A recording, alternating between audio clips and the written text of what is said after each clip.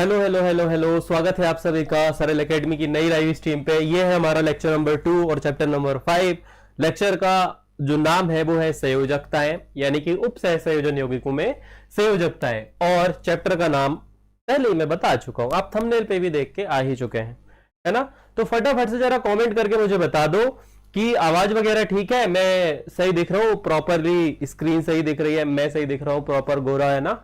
तो फटाफट से जरा बता दो तो अपन आगे बढ़े और देखते हैं क्या होता है भैया संयोजकता। कल आपने काफी सारी चीजें जान ली उपसह संयोजन यौगिक के बारे में। आज हम समझेंगे कि उपसह संयोजन यौगिक ऐसी संरचना क्यों बनाते हैं, क्या कारण है उसका, और कौन से साइंटिस्ट ने ये वाली बात बताई थी और कैसे उन्हें ये मालूम चला, कैसे उन्हें ये बात पता चली।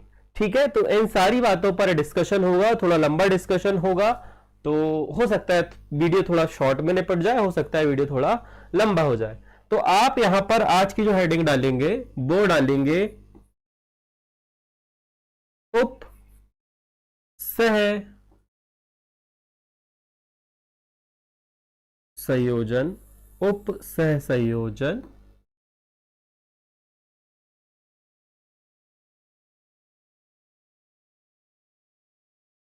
यौगिकों में संयोजकताएं। अब ध्यान रहे, संयोजकता को मैंने कर दिया है संयोजकताएं, और जब हम संयोजकताएं की बात करेंगे इसका मतलब यह है कि ये एक नहीं होगी, एक से अधिक होगी। कितनी होगी बच्चा? एक से अधिक होगी। तो क्या हमने ये सीधा लिखा है? नहीं, हमने ये सीधा नहीं लिखा है, बिल्कुल भी सीधा नहीं लिखा है। अब आई होप ये सीधा हो गया होगा। हाँ, अब ये है सीधा हो चुका है, जैसे कि हमारी हैंड राइटिंग वगैरह भी बोर्ड में बिल्कुल एकदम परफेक्ट हो चुकी है। तो आप लोगों को दिख रहा होगा कि उप सह संयोजन यौगिक में संयोजकताएं क्या होती है। ठीक है, तो एक साइंटिस्ट थे जिनका नाम था अल्फ्रेड वार्नर। ठीक है, क्या नाम था? Alfred Warner. इन्होंने काफी सारे प्रयोग किए 1866 से लेके 1919 तक। 1800 सन वैसे याद रखने की बात नहीं है, बस इन्होंने काफी सारे उपसह संयोजन यौगिक बनाए और इन्होंने कई सारे प्रयोग किए। भौतिक और रासायनिक गुणों के बारे में बताया, किसके? उपसह संयोजन यौगिकों के। ये वाली बात आपकी एनसीईआरटी पे लिखी हुई है। डन। और इन्होंने ये देखा कि उपसह संयोजन यौगिकों में जो धातुएं हम प्रयोग करते हैं, जो धातुएं उपयोग की जाती है, वो दो प्रकार की संयोजकताएं दर्शाती हैं। वो दो प्रकार की संयोजकताएं दर्शाती हैं। कौन कौन सी संयोजकता बेटा? तो पहली संयोजकता जो है वो होती है प्राथमिक संयोजकता। अच्छा, ये कैसे हुआ, क्यों हुआ, ये सारी बातें आज आपको पता चल जाएगी, है ना। पहली होती है प्राथमिक संयोजकता और दूसरी होती है, अच्छा ये लाइव स्ट्रीम चालू हुई है क्या? नहीं चालू हो गई, परंतु बच्चे मुझे दिख नहीं रहे, पता नहीं क्यों नहीं दिख रहे हैं। हम जरा से क्या लेट हुए, बच्चे भी बोलते हैं हम लेट आएंगे। अरे भाई तुम लोग आ जाओ यार, और आ गए हो तो कमेंट करके बताओ, क्योंकि मुझे दिख नहीं रहे हो, क्योंकि मैं तुम लोगों को नहीं देख पा रहा हूं। अगला हम लिखेंगे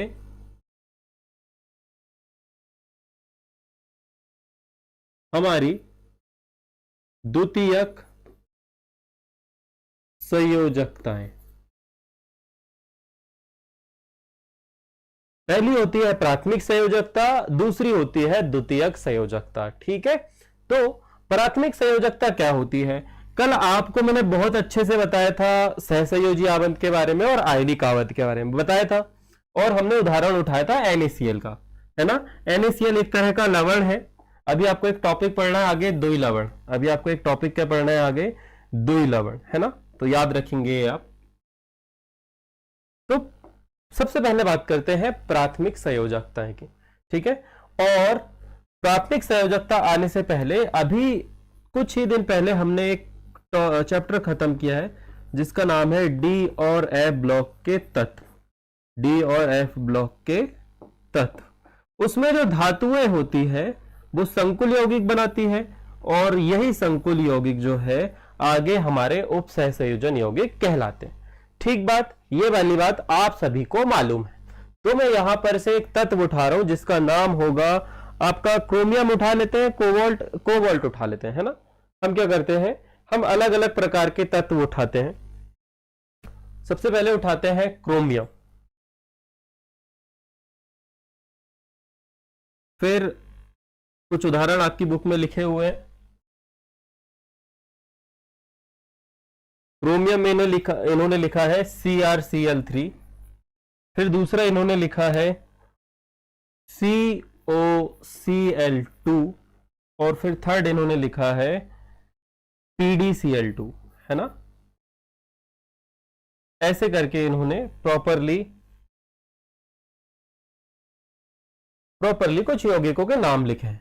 अर्थात मैं यदि इनकी संरचना बनाऊं, यदि हम इनकी संरचना बनाए तो ऐसा होगा कि एक क्रोमियम धातु होगी, उस क्रोमियम धातु से एक Cl यहां जुड़ा है, एक Cl यहां जुड़ा है और एक Cl यहां पर जुड़ा है।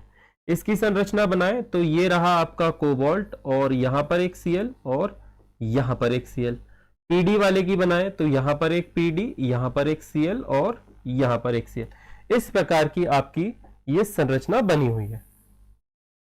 सही बात है। ये सारी धातुएं जो आप देख पा रहे हो यहां पर, ये सारी धातुएं जो आप यहां पर देख पा रहे हो बेटा, ये सारी डी ब्लॉक के तत्वों के अंतर्गत आती है। कहां, किसके अंतर्गत आती है?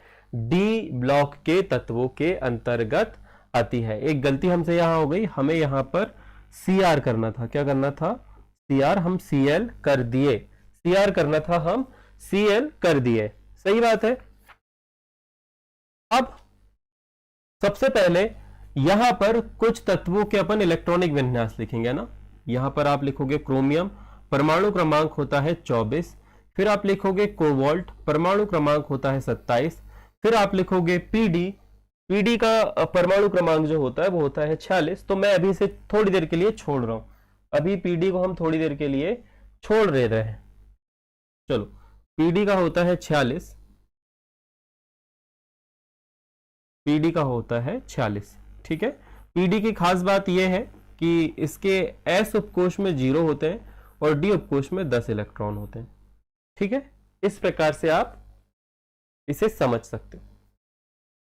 तो इसके डब्बे जो खाली होते हैं वहां पर 2 Cl आके फिट हो गए। तो इसकी जो प्राथमिक संयोजकता है, अर्थात प्राथमिक आवरण बनाने की जो संयोजकता है वो कितनी है? 2 है। तो पीडी को अभी थोड़ी देर के लिए हम साइड कर रहे हैं, हम बात करते हैं कोबाल्ट की, जिसका परमाणु क्रमांक है 27। इसका इलेक्ट्रॉनिक विन्यास लिखते हैं हम 1s2 2s2 2p6 3s2। ये नहीं आता है तो आपको सीखना पड़ेगा, जल्दी 11 की क्लास चालू होने वाली है। फिर जाएगा हमारा 4s पे, फिर हम जाएंगे 3d पे, ठीक है। 6 ये हो गए, 10 10 20 हो गए, और यहां पर डी में आएंगे 27, यानी कि 7 इलेक्ट्रॉन हमारे इसके आएंगे। तो ध्यान से देखोगे आप, यहां पर 2 इलेक्ट्रॉन आ गए और 1 2 3 4, एक इलेक्ट्रॉन यहां भेजो, एक इलेक्ट्रॉन यहां भेजो, एक इलेक्ट्रॉन यहां भेजो, एक इलेक्ट्रॉन यहां भेजो, एक यहां भेजो, फिर एक यहां पर आएगा और एक यहां पर आएगा, ठीक है। ये देखो, इसके बाहरी कोश में कितने इलेक्ट्रॉन दिख रहे हैं आपको? यहां पर आपको 3 डब्बे खाली दिख रहे होंगे, है ना। यहां पर आपको 3 डब्बे खाली दिख रहे होंगे। अब क्या होता है बच्चा कि यहां पर से, सॉरी छोटा कर देते हैं इसे, बहुत ज्यादा बड़ा है। यहां से हम क्या करेंगे, एक इलेक्ट्रॉन जो है वो यहां भेज देंगे, ठीक है।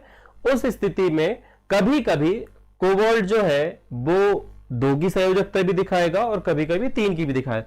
तो नॉर्मली जो संतुष्ट होने की क्षमता है, जब भी आबंध बनाएगा तो ये एक क्लोरीन के साथ बनाएगा। ये वाला जो है ये Cl का इलेक्ट्रॉन है, और एक Cl का इलेक्ट्रॉन यहां पर आएगा, एक यहां पर भी आ सकता है। अर्थात जो कोबाल्ट है उसकी प्राथमिक संयोजकता जो है, प्रथम संयोजकता जो है वो 3 की होती है। क्योंकि यहां पर हमारे 2 ही Cl जुड़े हैं, अर्थात यहां पर आपका कोबाल्ट एक और आबंध बना सकता है। क्योंकि 2 Cl जुड़े हैं तो यहां पर इसकी जो प्राथमिक संयोजकता है वो सिर्फ +2 की होगी। कितनी की होगी? 2 की होगी। ठीक इसी प्रकार से जब आप क्रोमियम के पास जाओगे तो क्रोमियम का इलेक्ट्रॉनिक विन्यास भी देख लेते हैं अपन, है ना। क्रोमियम का इलेक्ट्रॉनिक विन्यास भी हम देख लेते हैं। इसे जरा मिटा दूं मैं। क्रोमियम के इलेक्ट्रॉनिक विन्यास भी देख लेते हैं। 1s2 2s2 2p6 3s2, फिर यहां पर आप आगे लिखोगे 3p6 4s2, ये हो गए 20, और यहां पर आएंगे 3d5, परंतु एक अपवाद है कि यहां पर 5 आएंगे और क्रोमियम का एक इलेक्ट्रॉन जो है वो s में एक ही रहेगा। ठीक है, तो कुछ इस प्रकार की स्थिति आपके किसकी होती है बच्चा? इस प्रकार की स्थिति आपके क्रोमियम की होती है। ठीक, अब यहां पर इतने सारे डब्बे खाली हैं। अब जब आप उत्तेजित करोगे इसे, ऑब्वियस सी बात है ये वाला इलेक्ट्रॉन भी इधर चले जाएगा, या नहीं भी हो तो नॉर्मली उत्तेजन अवस्था में एक इलेक्ट्रॉन यहां पर आएगा, एक यहां पर आएगा और एक यहां पर आएगा। तो क्रोमियम जो है इसकी प्राथमिक संयोजकता जो है यहां पर 3 है। यहां पर कितनी है? 3। नॉर्मली जो आपको प्रथम आबंध दिख रहे हैं, जो पहले पहले आबंध आपके दिख रहे हैं, वही जो है आपकी प्राथमिक संयोजकता है।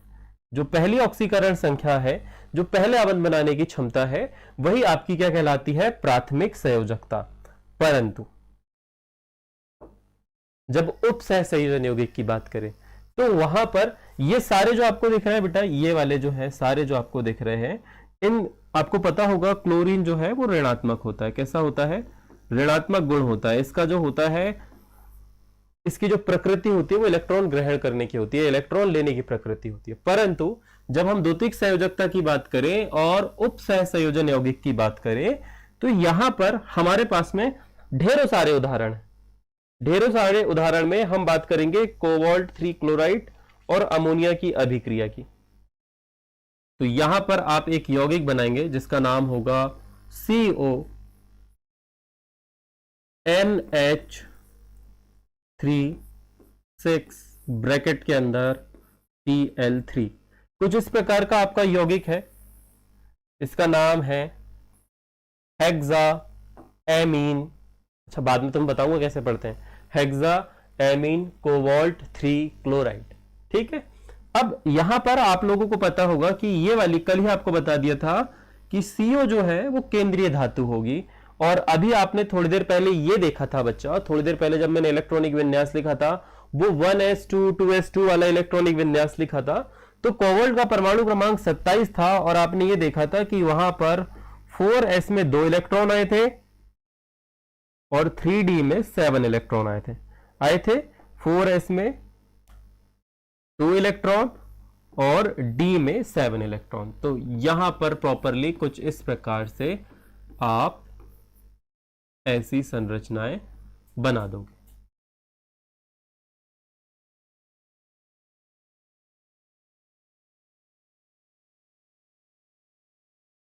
अभी सिर्फ समझना है, सर के ऊपर से जाएगा क्योंकि ये 1 2 3 4 5, अब 6 और ये 7।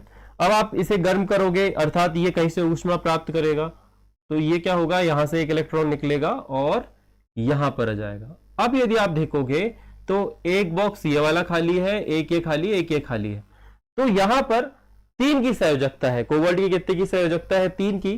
तो यहां पर ये 3 अयुग्मित इलेक्ट्रॉनों को सर ने अलग लिख दिया है कुछ इस प्रकार से। अब इनसे कौन जुड़ेंगे? इनसे आप सभी को पता है, इनसे जुड़ेंगे NH3। NH3 को अलग कलर से लिखना जाए पूरा सम्मान के साथ, यहां पर हम लिखेंगे NH3।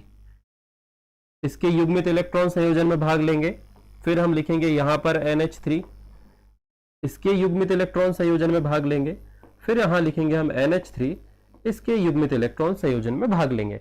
अब आप सभी को पता है कि ये इससे जुड़ जाएगा, ये इससे जुड़ जाएगा, ये इससे जुड़ जाएगा, ये मानना है तुम लोगों को, ठीक है। और जब ये आबंध बनाते हैं तो कोबाल्ट कहता भाई साहब आपके जो इलेक्ट्रॉन है ना, आपके जो इलेक्ट्रॉन दिख रहे हैं, ये इलेक्ट्रॉन हमें दे दे, ये इलेक्ट्रॉन हमें चाहिए ठाकुर, ये इलेक्ट्रॉन हमें दे दो। तो NH3 चुपचाप से दे देता है, भैया इनको इलेक्ट्रॉन, ये लो इन्होंने दे दिया, ठीक बात। अब ये वाले इलेक्ट्रॉन भी वापस से NH3 को अपनी ओर आकर्षित करेंगे। अब ध्यान रहे, ये आकर्षित करके सिर्फ आबंध बनाएंगे, ये आकर्षित करके सिर्फ आबंध बनाएंगे। अब इलेक्ट्रॉन की लेने देने की क्षमता नहीं होगी, क्योंकि ये इलेक्ट्रॉन खुद नाइट्रोजन के हैं और ये यहां पर आके जुड़ गया। अब यहां पर कितने लोगों ने इलेक्ट्रॉन दिए? तो जो ग्रीन वाले आपके दिख रहे हैं NH3, इन्होंने अपने इलेक्ट्रॉन दिए थे, इस कारण से इन पर +3 आवेश आएगा और इसे बैलेंस करने के लिए हम बाहर 3 क्लोराइड लगा देंगे, जिससे आपकी उप सह संयोजन सत्ता जो है वो बैलेंस हो जाएगी। आपका उप सह संयोजन यौगिक जो है वो बन जाएगा। आज कोई छुट्टी उट्टी थोड़ी ना, ये बच्चे आ क्यों नहीं रहे हैं, क्या कहानी है? टेलीग्राम पे भी मैसेज डाल दिया मैंने, सही जगह मैसेज डाला है कि नहीं? कितने लोग हैं जरा देखो भाई। चलो, अब यहां पर आपने देखा कि पहले इसकी जो संयोजकता थी पहली स्टेज पे, यहां पर तो 2-2 की लिख दिया मैंने, क्योंकि 2-2 क्लोरीन ने बना। परंतु नॉर्मली जब हम देखेंगे तो कोबाल्ट ने शुरुआती अवस्था में 1 2 3 ये 3 की संयोजकता दिखाया था। कितने की दिखाया था? 3 की। तो ये थी इसकी प्राथमिक संयोजकता, जिसे हम जानते हैं ऑक्सीकरण संख्या के नाम से। ठीक है, यहां पर 2 ही जुड़ थे इसलिए 2 होगी, यहां पर 3 जुड़ सकते हैं, नॉर्मली 3 जुड़ सकते हैं, तो इसकी सबसे स्टेबल जो ऑक्सीकरण संख्या है वो 3 की होती है। आगे हम जब जाएं तो हमने ये देखा कि इन सिंगल इलेक्ट्रॉनों ने क्या किया। मानना है तुम्हें ना, आगे जब मैं संयोजकता आवंत को सिद्धांत समझाऊंगा तो ये जो मैं भी आपको समझा रहा हूं थोड़ा सा गलत साबित हो जाएगा, परंतु अभी सिर्फ समझने के लिए समझो कि यहां पर NH3 के युग्मित इलेक्ट्रॉन थे, उन्होंने सिंगल इलेक्ट्रॉन के साथ में आबंध बनाया होगा और एक इलेक्ट्रॉन को अपनी ओर खींच लिया होगा, है ना? ऐसे ही मान ले अपन, थोड़ी देर के लिए मान लो। फिर वो इलेक्ट्रॉन आए, उन्होंने भी क्या किया, वापस से NH3 के अणुओं को अपने साथ अपनी ओर आकर्षित किया और उनसे सिर्फ आबंध बना लिया।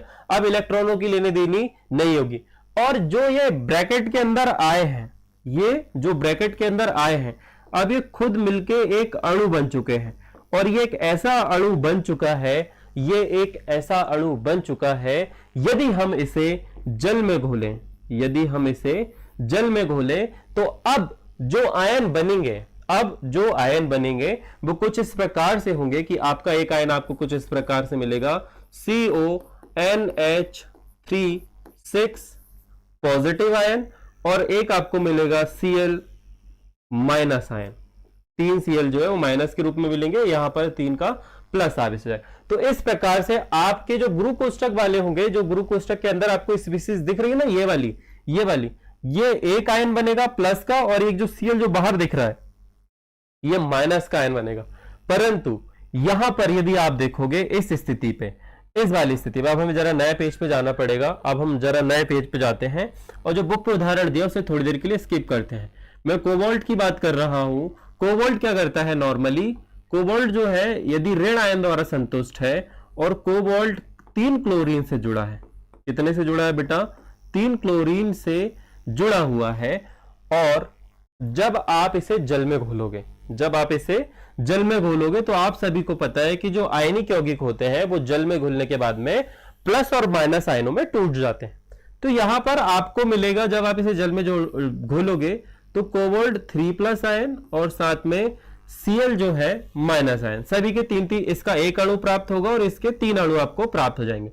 और जब आप उप सह संयोजन सत्ता को पानी में घोलोगे, अर्थात आपकी इस वाली स्पीसीज को आप पानी में घोलोगे,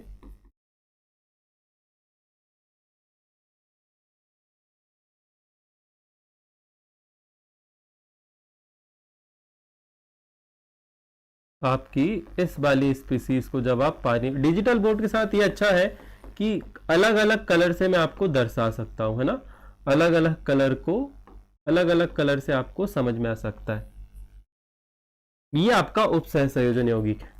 अब जब आप इसे पानी में घोलोगे बेटा, तो यहां पर जो आयन है, ये वाले जो आयन है ये अलग हो जाएंगे और ये वाले आयन जो है वो अलग हो जाएंगे। ये वाले आयन से मेरा तात्पर्य ये है कि यहां पर हेक्साएमीन कोबाल्ट, बोल देता हूं हेक्साएमीन कोबाल्ट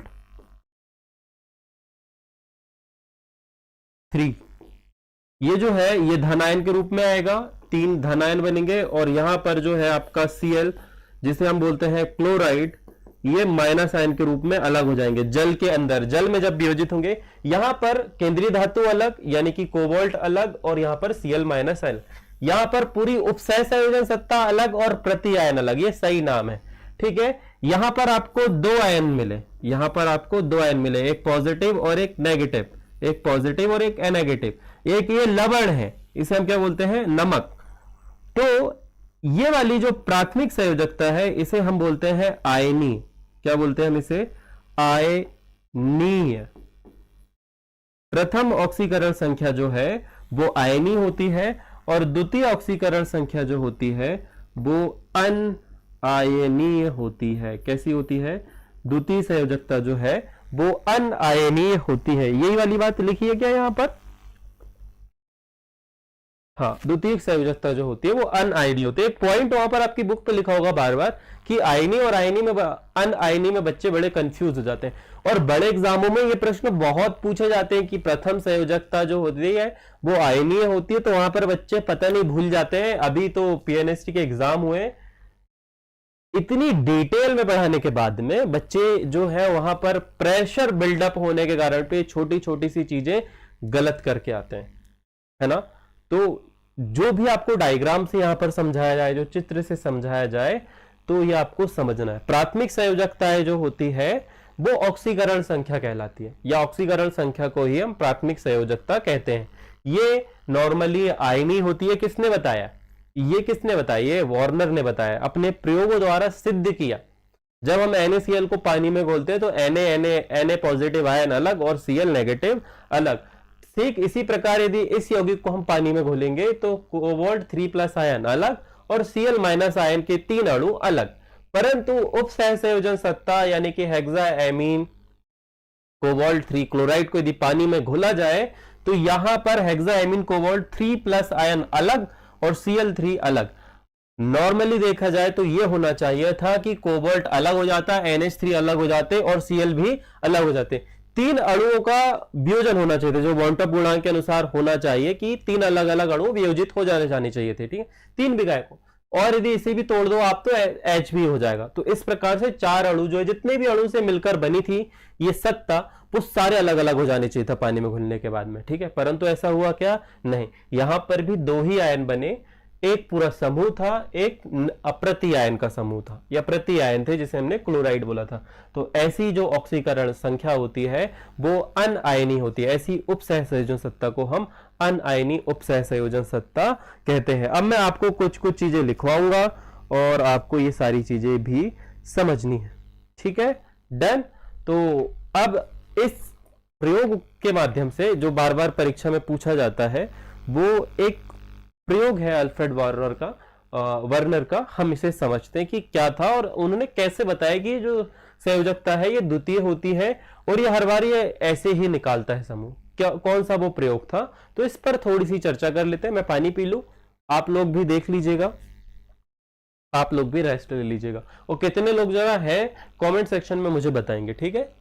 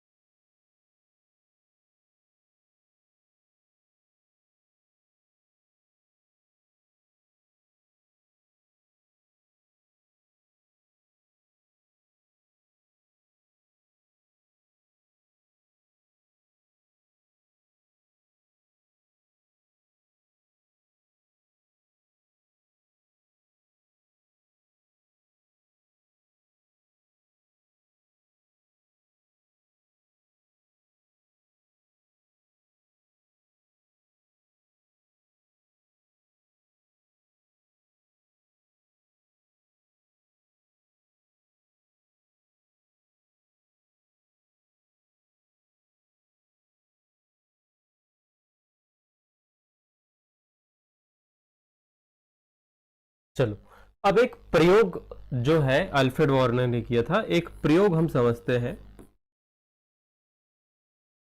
कि ये प्रयोग था क्या।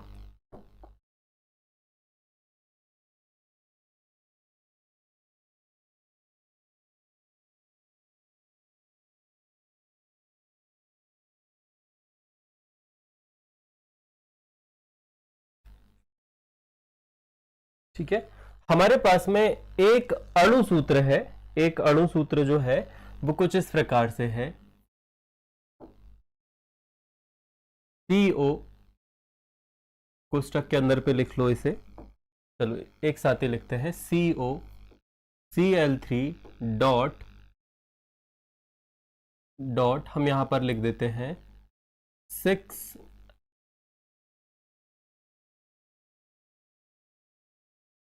NH3, क्या लिख देते हैं 6 NH3। ये एक आपका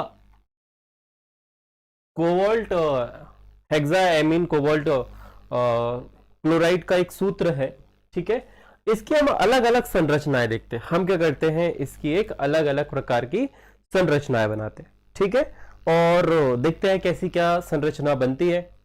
इन अ फर्स्ट सिचुएशन हम एक उपसह संयोजन यौगिक बनाते हैं। हमारा उपसह संयोजन यौगिक हो गया यहां पर कोबाल्ट। आप सभी को पता है कोबाल्ट की ऑक्सीकरण संख्या जो है वो 3 की होती है, और सबसे पहले हम जब इसे जोड़ेंगे तो एक NH3 आएगा, फिर यहां पर आपका दूसरा NH3 आएगा, फिर यहां पर आपका एक तीसरा NH3 आएगा। फिर ये वालों ने तीनों ने एक एक इलेक्ट्रॉन दिए होंगे, तो यहां पर चौथा NH3 जुड़ जाएगा, यहां पर पांचवा NH3 जुड़ जाएगा, और यहां पर आपका छठवां NH3 जुड़ जाएगा, ठीक है, छठवां आपका NH3 जुड़ जाएगा। इस कारण से इस उपसह संयोजन सत्ता में +3 का आवेश आएगा, जिसे बैलेंस करने के लिए यहां पर आपके 3 क्लोरीन जुड़े होंगे। ये हो गई एक संरचना, ये हो गई हमारी उपसह संयोजन यौगिक की संरचना नंबर 1। ये हो गई हमारी उपसह संयोजन यौगिक की संरचना नंबर 1, ए। इसका नाम हमने लिख दिया संरचना नंबर ए, ठीक है। अब हम बात करते हैं दूसरी संरचना। सब कुछ सेम रहेगा, यहां पर आपका सब कुछ सेम रहेगा। अब आप ध्यान से देखोगे,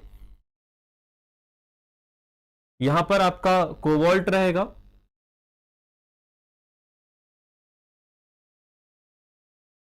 यहां आपका एक NH3, यहां पर आपका एक NH3, यहां पर आपका एक NH3।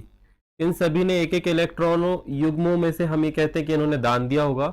एक NH3 आपने यहां पर जोड़ दिया, एक NH3 आपने यहां पर जोड़ दिया, ठीक है। और तीसरा आप NH3 जोड़ने जा रहे थे, परंतु आपने NH3 की जगह यहां पर जोड़ दिया Cl को। यहां पर आपने किसे जोड़ दिया, यहां पर आपने जोड़ दिया Cl को। चलो ये आपने जोड़ दिया Cl। अब आप लोग जरा मुझे ये बताओगे कि कितने लोगों ने दान दिया था। देखो, इसने दान दिया था एक, इसने दान दिया था एक, और दान देने के कारण पे इन पर +3 का आवेश आया होगा। फिर बाकी 2 लोगों ने यहां पर आबंध बना लिए, तो इनसे कोई आयन नहीं बना, तो 3 का प्लस आयन आया होगा। उस 3 को अंदर ही क्लोरीन ने एक इलेक्ट्रॉन दे दिया होगा, तो यहां पर +3 था। यदि +3 के अंदर एक आपने क्लोरीन ऐड कर दिया, तो +3 जो है वो बैलेंस होके बन जाएगा यहां पर +2, और इस +2 को बाहर हम बैलेंस कर देंगे फिर से 2 क्लोरीनों को ऐड करके, ठीक है। ये हमारी हो गई संरचना नंबर 2, ये हमारी हो गई संरचना नंबर 2, जिसे हम बोलते हैं संरचना नंबर बी, ठीक बात। अब तीसरी संरचना, यहां पर आपका फिर से एक कोबाल्ट होगा। चलो हमने गलत कलर प्रयोग कर लिया, हम वापस से हमारे कलरों को लेके आते हैं। थिक पेन पे क्लिक करो और इसे ऑरेंज करो। यहां पर फिर से आपका जो है कोबाल्ट रहेगा। इसकी प्राथमिक संयोजकता यानी कि प्रथम ऑक्सीकरण संख्या 3 की थी। इन्होंने NH3 के साथ में आबंध बनाया होगा, एक NH3 के साथ में यहां फिर से आबंध बनाया, एक NH3 के साथ में यहां पर फिर से आबंध बनाया। अब इनके पास में युग्मित इलेक्ट्रॉन थे, तीनों ने अपने एक एक इलेक्ट्रॉन युग्म दे दिया, उनके एक एक इलेक्ट्रॉन फिर से आबंध बनाएंगे, किससे, NH3 से। तो हम क्या करते हैं, एक NH3 से आबंध बनाते हैं। इन सभी ने एक एक इलेक्ट्रॉन दिया होगा, इस कारण से +3 का चार्ज इस पर आना चाहिए। अब +3 के चार्ज इस पर आ गया। हमने क्या किया बेटा, यहां पर अंदर की तरफ हमने अब NH3 तो एक ही रहने दिया, बाहर हमने क्या जोड़ दिया, बाहर हमने जोड़ दिया क्लोरीन, ठीक है। बाहर की तरफ सॉरी अंदर की तरफ हमने दो जोड़ दिया क्लोरीन। यहां पर आएगा प्लस आवेश, इसे बैलेंस करने के लिए हमें सिर्फ कितने क्लोरीन की आवश्यकता होगी, एक ही क्लोरीन की आवश्यकता होगी। तो ये होगी हमारी संरचना नंबर सी या संरचना नंबर 3, ठीक है। ये हमारी संरचना है, ये हमारी 3 अलग अलग संरचनाएं हैं। हमने यहां पर एक संकुल लिया है, कौन सा संकुल लिया है, हेक्साएमीन कोवॉल्टेड वाला जो है हमने एक संरचना ली है। यहां पर हमने बस सिर्फ इतना चेंजेस किया है, हमने सिर्फ इतना चेंजेस किया कि हमने जो एमीन जुड़े हुए हैं उनके जो मोल है, उनके जो मोल है उन पे कमी कर दिए। जैसे यहां पर 6 मोल है, यहां पर 5 मोल है और यहां पर आपके 4 ही मोल है। या ये कहूं यहां पर NH3 के 6 अणु है, यहां पर 5 अणु है और यहां पर 4 अणु है। किसके अणु जो है वो 1 से है, तो क्लोरीन के जो अणु है बेटा वो बिल्कुल स्टेबल है, ठीक। अब हम क्या करेंगे, इनकी अभिक्रिया जो है वो AgNO3 के साथ करवाएंगे। किसके साथ करवाएंगे, AgNO3 के साथ में इनकी अभिक्रिया करवाएंगे। इन तीनों संकुलों की अभिक्रिया हम AgNO3 के साथ में करवाएंगे, ठीक है। अब इनके कलर भी पता होने चाहिए आपको, बड़े एग्जामों में इनके कलर भी आ सकते हैं। तो जो जो कलर के हैं अपन उन कलर से लिख देते हैं भाई साहब। पहला संकुल जो है, जो संरचना नंबर ए है, इसका कलर होता है पीला। इसका कलर कैसा होता है, पीला। दूसरी जो आपकी संरचना है, इसका कलर जो है, दूसरी जो संरचना है इसका कलर जो है वो होता है नीला। इसका कलर कैसा होता है, नीला। पता नहीं डिजिटल बोर्ड को क्या हो गया, काहे लैग कर रहा है भाई। और जो हमारी संरचना नंबर, चलो ये है, इसका कलर जो है वो होता है हरा। इसका कलर जैसे का वैसा ही है। तो आप सभी ने देखा कि यहां पर मैंने सभी के अलग अलग कलर बना दिए। अब जब AgNO3 के साथ में इसकी अभिक्रिया होगी तो यहां पर आप सभी को पता है AgNO3 के साथ में जब अभिक्रिया होगी बेटा, तो ये जो है ना, Ag जो है Cl को लेके चला जाएगा, Ag जो है Cl को लेके चला जाएगा। तो यहां पर हमें 3 मोल यदि हम इसके लेंगे तो हमें प्राप्त हो जाएगा 3 AgCl।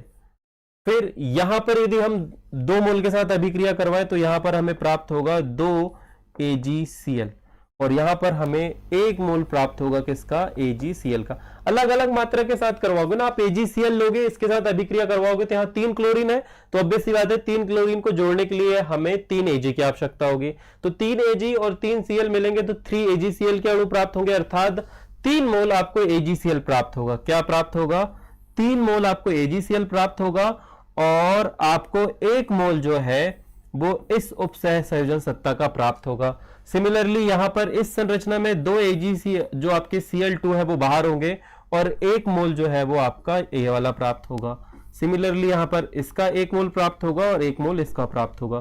तो यही वाली टेबल जो है वो आपकी बुक में बनी हुई है कि हम हेक्साएमीन या फिर कोबाल्ट क्लोराइड के अमोनिया, कोबाल्ट और क्लोराइड का यदि हम एक मिश्रण ले और उसकी अभिक्रिया अलग अलग हमारे AgNO3 के साथ में करवाएं। एक प्रयोग है जो वार्नर ने किया था, जो इस प्रयोग का यही कारण था कि किस प्रकार से संयोजकताएं काम करती है, ठीक है, और कैसे वियोजन होता है।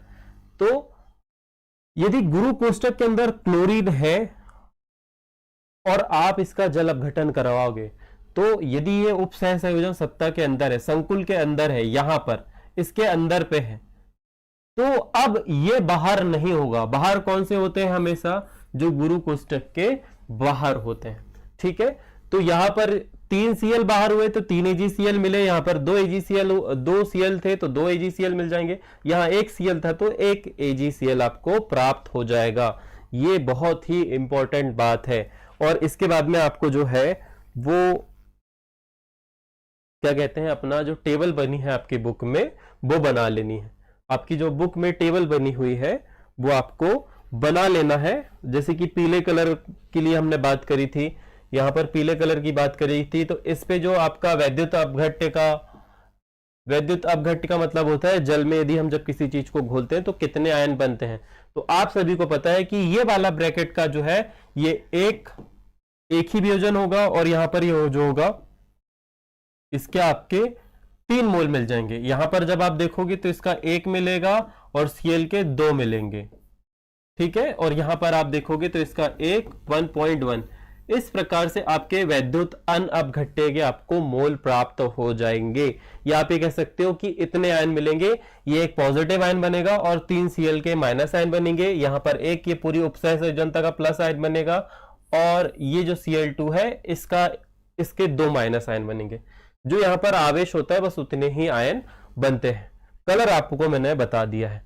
अब इससे कुछ कॉमन पॉइंट निकल के आते हैं कि भाई साहब प्राथमिक संयोजकता और द्वितीयक संयोजकता में अंतर क्या है। प्राथमिक संयोजकता और द्वितीयक संयोजकता में अंतर क्या है, तो आप यहां पर लिखोगे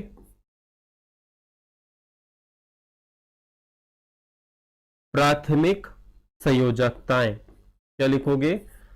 प्राथमिक संयोजकताएं। क्या होती है प्राथमिक संयोजकताएं? तो प्राथमिक संयोजकताओं के बारे में एक बात ये कही गई है भाई साहब कि प्राथमिक संयोजकताएं जो होती हैं, पॉइंट नंबर वन मेरे हिसाब से यह है उस तत्व की ऑक्सीकरण, यह उस तत्व की ऑक्सीकरण संख्या होती है, ठीक है। ये पहला पॉइंट है, इसे पकड़ो और इसे इसके नीचे ले जाके ऐसे भेज दो, ठीक है। ऐसे ही लिखोगे, यह उस तत्व की क्या होती है, यह उस तत्व की ऑक्सीकरण संख्या होती है। यहां पर लिखोगे यह है ऋण आयन, यह ऋण आयन द्वारा संतुष्ट होती है। ये किसके द्वारा संतुष्ट होती है? ऋण आयन के द्वारा। ये सारे पॉइंट मैं आपको समझा चुका हूं बच्चा पहले, ना ये मत बोल देना सर आपने समझाया नहीं। कहां समझाया है तो ये देख लो, ये शुरू वाला एग्जाम्पल है। यहां पर हम प्राथमिक संयोजकता की यदि बात करें तो ये जो कोबाल्ट है, ये Cl जो है वो ऋणात्मक था। जितने की भी ऑक्सीकरण संख्या होगी, जैसे यहां पर 3 कोबाल्ट की हमने बात करी थी, तो यदि इसे शुरू में ही मैं 3 क्लोरीन दे दूं, 3 क्लोरीन यदि इसे शुरू में ही मिल जाए तो यही इसकी प्राथमिक संयोजकता होगी और अब ये संयोजन नहीं करेगा। या फिर हम ये कह सकते हैं कि उस स्थिति में ये अभी ये जो 2 मिले लुईस क्षारक के जैसे, लुईस अम्ल के जैसे व्यवहार करेगा। तीसरी जो है संयोजकता, जब यह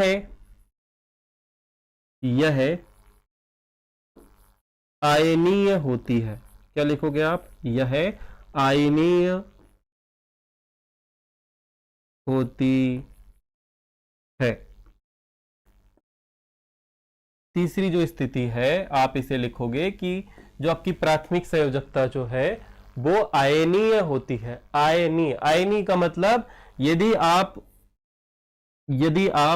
COCl3 को लेते हो और इस Cl3 को आप जल में वियोजित करते हो, तो जल में वियोजन के पश्चात आपको सबसे पहले यहां पर मिलेगा CO3+ आयन और साथ ही आपको मिलेंगे 3 Cl- आयन, ठीक है, 3 Cl- आयन, अर्थात यहां आपको 2 आयन मिल जाएंगे। इस प्रकार आप प्राथमिक संयोजकता को समझ सकते हैं, ठीक है, डन। और प्राथमिक संयोजकता हमेशा जो है वो ऋण आयन द्वारा संतुष्ट होती है, सही बात है। अब आते हैं अपन द्वितीयक संयोजकता पे। अब हम आते हैं द्वितीयक संयोजकता पे। क्या हमारे पास में यहां पर जगह खाली है? मैं यहीं पर लिख दूं, ज्यादा बोर्ड वो करने से कोई मतलब नहीं है, तो अपन यहीं पर लिख लेते हैं। अब हम बात करते हैं द्वितीयक संयोजकता की, इसी पेज पे लिख देता हूं। जबरन पे पीपीटी का साइज बढ़ जाएगा। यहां पर आप लिखोगे द्वितीयक संयोजकता। क्या लिखोगे? द्वितीयक संयोजकताएं। क्या होती है द्वितीयक संयोजकताएं? तो यहां पर आप लिखोगे पहला, यह है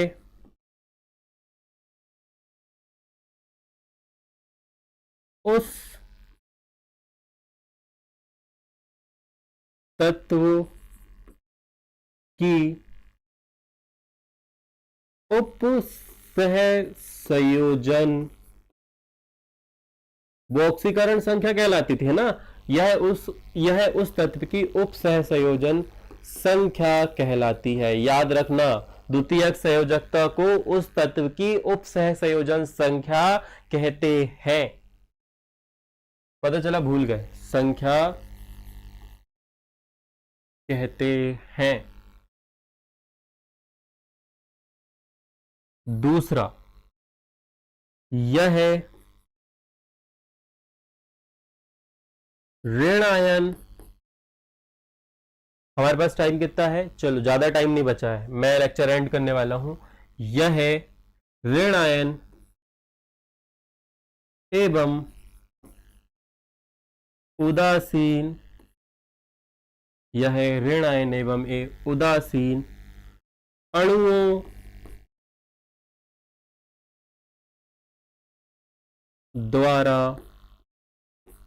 संतुष्ट होती है।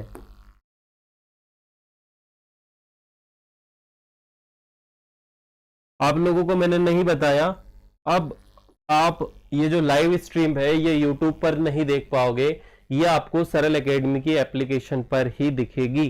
और यदि ये YouTube से हट भी जाए तो आप सरल एकेडमी के एप्लीकेशन के अंदर जाके इसे देख सकते हो। वहां पर मैं इन्हें इंटीग्रेट करने वाला हूं बहुत जल्दी, तो फटाफट से सरल एकेडमी के एप्लीकेशन जाके डाउनलोड कर लो। प्ले स्टोर पे नहीं मिलेगी, यूट्यूब पर आपको एक डिस्क्रिप्शन देखने को मिलता होगा ऊपर, या फिर जो नंबर आपको दिख रहा है आपको टेलीग्राम पे लिंक भेज दी जाएगी, वहां से डाउनलोड कर लेना। तो जितनी भी लेटेस्ट लाइव क्लास होती है आपको वहीं पर देखने को मिलेगी। और यदि लाइव क्लास यहां से यूट्यूब से हट गई तो आप सिर्फ एप्लीकेशन के अंदर देख सकते हो। कब तक देख सकते हो, 24 घंटे तक, है ना। 24 घंटे में यदि आपका छूट जाता है तो आप वहां पर देख सकते हो। अब यह ऋण आयन एवं उदासीन अणुओं द्वारा संतुष्ट होती है। और तीसरा मुख्य पॉइंट यह है, यह है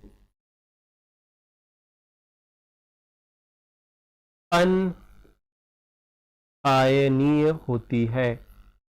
अनआयनीय होती है, ठीक है। ये आपकी प्राथमिक एवं द्वितीयक संयोजकताओं में आपका अंतर हो गया। इसके बाद में हमारा बचा है द्विक लवण एवं मोहर लवण। इसके बारे में हम बात करेंगे बहुत जल्दी ही आगे। सेम वही है, यदि आपको लिखना हो तो आप ऐसे लिख सकते हो कि द्विक लवण की बात करें, यह पानी में घुलने पर पूर्ण रूप से सरल आयनों में टूट जाते हैं, जबकि जो हमारे संकुल यौगिक होते हैं या उपसह संयोजन यौगिक होते हैं ये पानी में पूरी तरह नहीं टूटते। द्विक लवण जल में अपनी पूर्ण रूप से पहचान खो देते हैं, Na अलग Cl अलग, सब कुछ अलग अलग हो जाता है। परंतु जो आपके उपसह संयोजन यौगिक होते हैं जल में भी अपनी पूर्ण रूप से पहचान नहीं खोते। उदाहरण आपकी बुक में यहां पर लिखे हुए हैं तो आप उन्हें लिख लीजिएगा। जो अंतर मैंने आपको यहां पर समझाया है बस यही, इसी को सेम का सेम टीप देना। उपसह संयोजन की प्राथमिक और द्वितीयक संयोजकताएं, यही आपकी द्विक लवण और संकुल की विशेषताएं होगी। नाउ हम मिलेंगे नेक्स्ट लेक्चर में जो कि होगा कल। वहां पर कुछ बहुत ही ज्यादा इंपॉर्टेंट तत्वों के बारे में बात होगी, मतलब इंपॉर्टेंट और महत्वपूर्ण परिभाषाओं के बारे में बात होगी जो कि इस चैप्टर की होगी। इसके अलावा दो इंपॉर्टेंट बातें तुम्हें बता दूं मैं कि आप लाइव क्लास एप्लीकेशन के अंदर देख सकते हो, वहीं पर देखने को मिलेगी। साथ ही आप लोगों को रेफर और अर्न प्रोग्राम के बारे में यदि नहीं पता है तो आपको बता दूं, यदि आप पेड बैच के बच्चे हो और आप किसी को हमारे वीडियो सजेस्ट करते हो और उसके माध्यम से यदि वो बैच खरीद लेता है, कैसे आपको बताना होगा कि सर ये जो है ये इंटरेस्टेड है या इन्हें बैच लेना है। तो उन्हें तो उतने ही में मिलेगा, परंतु आप लोगों को 100 रुपए का बेनिफिट हो जाएगा जिससे आप पार्टी कर सकते हो, है ना। मतलब कुछ भी स्कूल में कैंटीन में जो भी खाना हो तो वो आपको गूगल पे या फोन पे में भेज दिए जाएंगे। ठीक है, बहुत बहुत शुक्रिया आपका हमारे साथ बने रहने के लिए। कल फिर से मुलाकात होगी, ध्यान रखिएगा अपना। और ऐसे आप लोगों को पीठ दिखा के बाय बाय नहीं बोल सकता मैं, तो राधे राधे।